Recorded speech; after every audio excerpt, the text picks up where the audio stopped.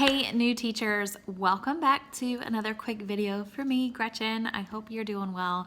I noticed that when a lot of you are coming into the group, you fill out those questions and have said something about guided math.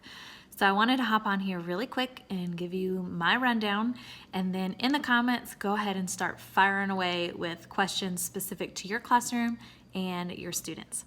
So if you're doing guided reading, guided math is so the same in terms of formatting and what it looks like and how to prepare and stay organized and whatever. So if you're not doing guided reading or guided math, just to give you a heads up of what these two things are, it's a way to personalize the experience for that subject. So ideally you start with a mini lesson and then you practice with your students and then you send them off and then you're pulling a group, and this group is guided because all your kids are around the same level and it's working on some specific skill. So if you've done guided reading, then you can totally handle guided math, so feel good about that. In terms of how do you even make these groups, and I think that's what a lot of you are thinking, our last video was on differentiation, so if you didn't catch that one, go back and listen and put your comments in there as well. But you're thinking to yourself, okay, how do I know who to group and where to get the information to even know what their level is? So you need some sort of assessment, and you can Google that or you can ask your district if they have something. For me, what I ended up doing is I looked at the grade before and I looked at the standards in the curriculum and I said, okay, what should they be able to do this year?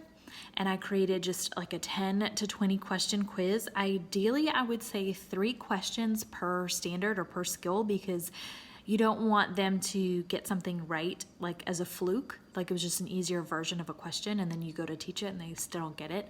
So I would do 2 or 3 per skill, and then that pre-assessment lets you know, okay, who knows what on a kind of continuum. I always make piles on my floor. It's who doesn't get it at all. I got to start from scratch. Who kind of gets it, like there's some gaps or some misunderstandings and we just need some practice. And then the kids that got it, like they need to move on. So that assessment would be really helpful for you. Also, you may want to think about adding a few questions for the current year. So right now we're in December. So you may want to spiral through some skills from quarter 1 and quarter 2 that you've already taught to see where your kids are, because you might also want to have either centers on those skills, or that would be another guided math group. And so once you've got your data of like who is where for what skill, now remember there could be some kids that are just low across the board or high across the board, but it's rare. There are kids that are high in this one skill and low in another, and it's because they just didn't have enough practice or there was some misunderstanding along the way, and they're usually pretty easy, just a couple times that you'd have to pull them until they're ready to go. So now that you know what guided math is and you know how to get an assessment together and get your data, now it's time to run guided math. So the ideal scenario is you would have your mini lessons. You'd bring everybody together, you teach whatever the skill is for the day, and that's from your curriculum or your standards that you're teaching.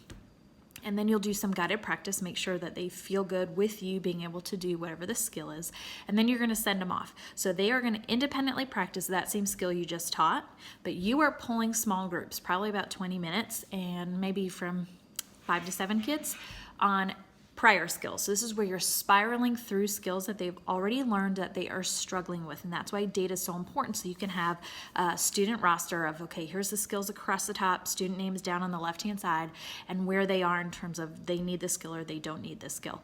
And so you're going to spend time, probably 2 groups. So you could pull like 9 to 9:15 with this one group working on regrouping, and then you've got 9:15 to 9:30 that you're working with another group on let's say word problems that have too much or too little information, let's just say. And the rest of the students, which it takes time to build up to do 2 groups because generally there's some misbehaviors happening. I always did a group, had a 5-minute buffer, and I walked around and conferenced with kids, which is another great tool. Again, you would just have a log of for each student, and you'd write down the date that you sat with them one-on-one and what you talked about and what kind of advice you gave and what you're going to be looking for next time you meet them. That way, the next time you go around, you're like, oh yeah, Kevin, okay, what did we do last time? Okay, now I got to check up on that. That's a quick side note. You don't have to do that right away. So while the other kids are working, you're pulling these groups, but to keep them motivated and engaged, you could say for the first 15 minutes, you're independently working on the skill you just learned. And then the next 15, when I'm working with my second group, you guys are moving through centers. And the centers are a review of other things that they've learned. So it doesn't have to be that day skill, but you do have to practice that day skill during the independent practice time. But most kids can't sit for like 30 minutes just practicing like that one skill. So having centers to be able to go through and spiral through, whether it's games or it's just working with manipulatives or it's worksheets, whatever you want to do, definitely start small. Your first center might just be everyone works in pairs, like they don't actually go physically to a center, just to get students used to the management of this is us working while the teacher's working with other people. And in terms of organization, I always put on the board, okay, who am I seeing today from what time? So 9 to 9:15, I'm group A, here's group A, and this is what we're working on, because it's important that the students know these groups are flexible. Kids can move in and out of these groups, and it's not like I'm forever the red group, right? And so it's just a way for you to be transparent, like, hey, here's what we're working on, here's who I'm working with. And then also once the centers start, it's here are the different centers, here's where you're going, and when the timer sounds, this is where you're moving, because you ideally want all of this happening without your help, but that takes some time. So just to get you started with guided math, I've explained to you what it was, how to get that assessment going and pulling that data, and then how to actually run like the ideal flow.